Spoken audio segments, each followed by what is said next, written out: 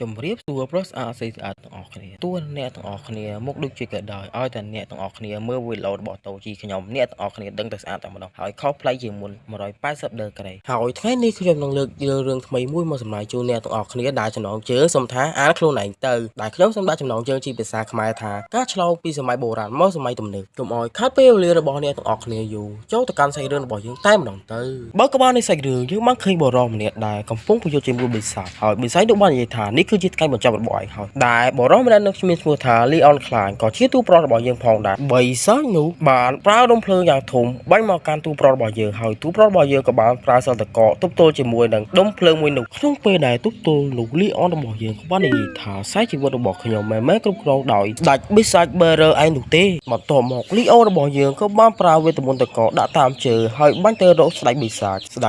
ចក៏បានស៊ីមួយការវិវហានោះហើយបិសាចថាមុនពេលដែលអាស្ដេចបិសាចនោះបានស្លាប់វាបាននិយាយថាលីអូឯង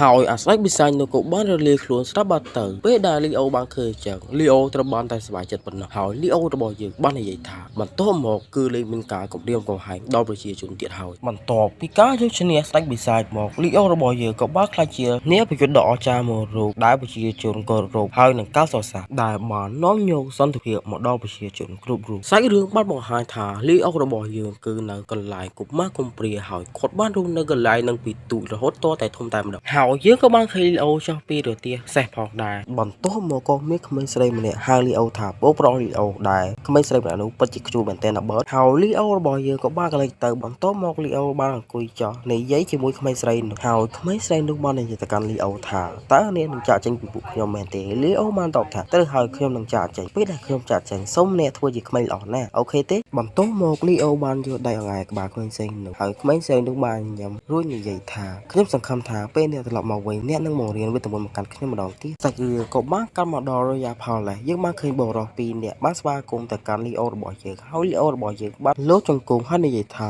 អ្នកដ៏ខ្ពង់ខ្ពស់អរគុណណាស់សម្រាប់ការរងចាំបន្ទាប់មកក៏បានឮសំឡេងនារីម្នាក់និយាយថាខានជួបគ្នាយូរហើយលោកលីអូនដែលព្រះនាងម្នាក់នោះមានឈ្មោះថាសេរ៉ាបន្ទាប់មកលីអូនក៏បានលើកដៃព្រះនាងនោះហើយយកមកថើបព្រះអង្គដែលមានរាងធាត់នោះបាននិយាយថាខ្ញុំបានកោះហៅគាត់ពេលរាជធានីមួយទៀតដើម្បីមកកន្លែងនេះហើយស្ដេចនោះបាននិយាយថាខ្ញុំបានជួយដំណឹងទៅព្រះនាងហើយព្រះនាងថានឹងមកដល់នៅពេលបន្តិចទៀតពេលដែលបានដឹងថាអ្នកមកដល់កន្លែងនេះបន្ទាប់មកលីអូរបស់យើងបាននិយាយទៅកាន់ព្រះអង្គថាអ្នកដ៏ខ្ពង់ខ្ពស់អ្នកហៅខ្ញុំមកទីនេះគឺសម្រាប់អ្វីបន្ទាប់មកស្ដេចនោះបានធ្វើជាកិត្តហើយនិយាយថាតាមសេកបាននិយាយថានៅមានរោងភ្នំដែលមានបិសាចលេចឡើងទៀតហើយយើងក៏បានដឹងផងដែរថាអបរោះដែលមានសអាចនោះមានឈ្មោះថាសេពេលដែលបានលើកអញ្ចឹងទូប្រុសរបស់យើងបានឆ្ងល់ជាខ្លាំងខ្ញុំបានសម្លាប់ស្ដេចបិសាចរួចទៅហើយហេតុអ្វីក៏មានរោងភ្នំដែលមានបិសាចនៅក្នុងនោះបានលេចឡើងទៀតបន្ទាប់មកស្ដេចនោះបានធ្វើជាក្អកថា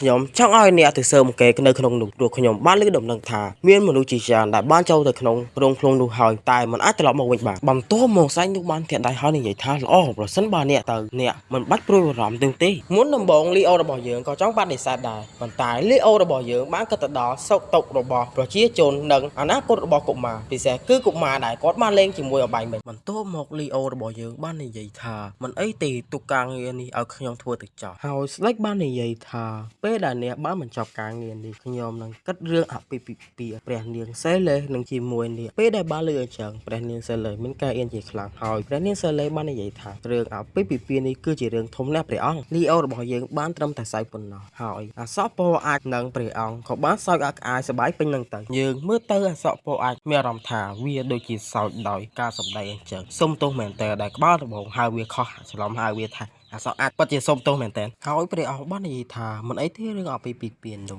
អ្នកចាំធ្វើដំណើរទៅជាមួយសេងព្រោះសេងបានដឹងថារោងភ្នំដែលលេចឡើងហើយមានបិសាចនៅក្នុងនោះវានៅទីណាចាំស្អែកចាំអ្នកធ្វើដំណើរទៅជាមួយសេងទៅហើយព្រះនាងសេលេបាននិយាយទៅកាន់លីអូថាសូមថែរក្សាខ្លួនផងកាត់ចូលមកថ្ងៃស្អែកយើងបានឃើញលីអូកំពុងតែរៀបចំអីវ៉ាន់ដើម្បីធ្វើដំណើរបន្ទាប់មកយើងក៏បានលើសំឡេងព្រះរាជបុត្រសេងបាននិយាយថាសូមទោស សម្រាប់ការដែលធ្វើឲ្យអ្នករងចាំយូរហើយព្រះរាជបុត្រសេងបាននិយាយថាខ្ញុំរីករាយណាស់ដែលបានធ្វើការជាមួយអ្នកលោកលីអូបន្ទាប់មកលីអូបានចាប់ដៃព្រះរាជបុត្រសេងហើយនិយាយថាដូចគ្នាខ្ញុំពិតជារីករាយណាស់ដែលបានធ្វើការជាមួយអ្នកសាច់រឿងក៏កាន់មកដល់រោងភ្នំដែលពួកគេត្រូវស៊ើបអង្កេតហើយព្រះរាជបុត្រសេងបាននិយាយថាគឺវានៅក្នុងនឹងហើយលីអូបានតបថាមិនអីទេសូមអ្នកចូលប្រុងប្រយ័ត្នហើយពួកគេក៏បានចូលទៅដល់រោងភ្នំនោះទៅដែលយើងឃើញរោងភ្នំនោះមានដើមឈើអ្វីចម្លែកមែនទែនហើយលីអូបាននិយាយថាតើដើមឈើនេះមែនទេដែលបង្កគ្រោះថ្នាក់ដល់អ្នកមុនពេលដែលបានចូលមកដល់កន្លែងនេះព្រះរាជបុត្រសេងសូមប្រុងប្រយ័ត្នបន្ទាប់មកព្រះរាជបុត្រសេងក៏បានចាក់លីអូពីក្រោយជាមួយអាវុធដែលបញ្ចូលទៅដល់ជាតិពងពេល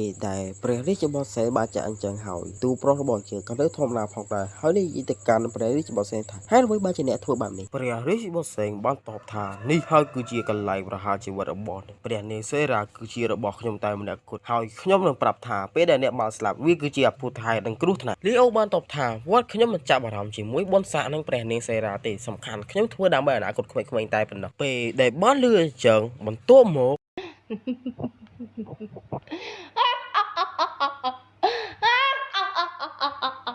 ព្រះរាជបុត្រលីអូបានគប់កតាខ្លាឃ្មុំនោះទៅចំក្បាលលីអូហើយនិយាយថាខ្ញុំមិនទុកឲ្យអ្នកនៅឯកានោះទេខ្ញុំបានសម្លាប់ក្មេងទាំងអស់នោះកាលពីម្សិលមិញរួចទៅហើយពេលដែលអ្នកស្លាប់ទៅអ្នកគួរតែរីករាយជាមួយនឹងជីវិតរបស់អ្នកទៅអ្នកនឹងបានឡើងថាសួរជាមួយនឹងក្មេងទាំងអស់នោះបន្ទាប់ពីឮពាក្យពេចន៍សម្ដីដ៏ថោកទាបរបស់ព្រះរាជបុត្រសេនលីអូរបស់យើងបានខឹងយ៉ាងខ្លាំងបន្ទាប់មកបានស្ទុះទៅខំព្រះរាជបុត្រសេនប៉ុន្តែព្រះរាជបុត្រសេនបានធាក់ទម្លាក់លីអូចូលទៅក្នុងជ្រោះហើយជាមួយនឹងពាក្យសម្ដីថាអរគុណណាស់គ្រប់យ៉ាងដែលលីអូបានធ្វើសម្រាប់ខ្ញុំនេះគ្រាន់ជាការបើកបញ្ឆោតប៉ុណ្ណោះអ្វីគ្រប់យ៉ាងគឺអរគុណសម្រាប់អ្នកហើយអ្នកបញ្យុទ្ធដ៏យុត្តិធម៌លីអូរបស់យើងទោះដឹងថាតិចទៀតខ្លួនត្រូវស្លាប់ក៏ដោយក៏មិនភ្លេចជាមួយនឹងគំនុំនេះដែរបន្ទាប់មកលីអូរបស់យើងក៏បានបិទភ្នែកដើម្បីត្រៀមយកសេចក្តីស្លាប់យើងក៏បានឃើញទឹកមួយដំណក់ធ្លាក់ចោលបន្តិចម្ដង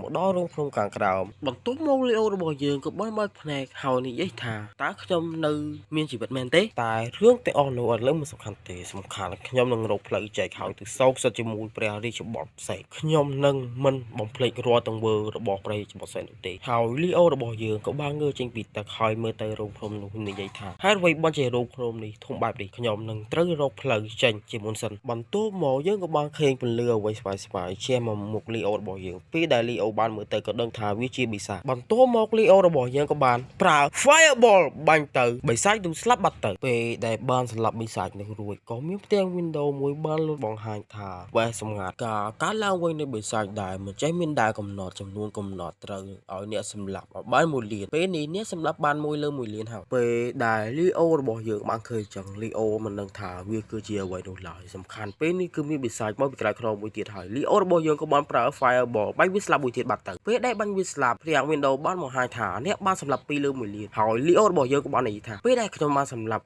វានឹងកើនឡើងពេលនេះខ្ញុំដឹងត្រូវតែធ្វើអ្វីហើយសំខាន់ខ្ញុំត្រូវរកច្រកជនជាមុនសិនមុននឹងសម្លាប់បិសាចឲ្យបានគ្រប់ចំនួន1លានពេលដែលលីអូបានធ្វើដំណើរទៅខាងមុខទៀតក៏បានឃើញសាកសពមនុស្សជាច្រើនបានដេកស្លាប់ហើយលីអូរបស់យើងបាននិយាយថាទាំងនេះមែនទេគឺជាមនុស្សដែលបានបាត់ខ្លួនហើយលីអូរបស់យើងក៏បានលោតជង្គង់ដើម្បីកាន់ទុកមនុស្សទាំងអស់នោះហើយគិតក្នុងចិត្តថាខ្ញុំមិនអាចបណ្ដោយខ្លួនឲ្យស្លាប់តាមបែបនេះបានទេចាប់តាំងពីថ្ងៃនោះមកលីអូរបស់យើងក៏បានធ្វើដំណើរផងនិងសម្លាប់បិសាចទាំងអស់នោះផងមួយឆ្នាំបានកន្លងផុតទៅចំនួនដែលលីអូបានសម្លាប់បិសាចនោះគឺមានចំនួន10000ទោះលីអូរបស់យើងត្រូវបានសត្វបិសាចវាប្រហារយ៉ាងណាក៏ដោយរឿងតែមួយគត់ដែលធ្វើឲ្យលីអូរបស់យើងតក់កង្វល់នោះគឺការសោកសិទ្ធជាមួយព្រះរាជបុត្រសេនកន្លះឆ្នាំបានកន្លងផុតទៅយើងឃើញចំនួនដែលលីអូបានសម្លាប់គឺមានចំនួន100,000ក្នុងពេលកន្លះឆ្នាំដែលលីអូរបស់យើងបានសម្លាប់បិសាចវាធ្វើឲ្យលីអូរបស់យើងបានរៀននៅមេជីថ្មីមួយដែលមានឈ្មោះថា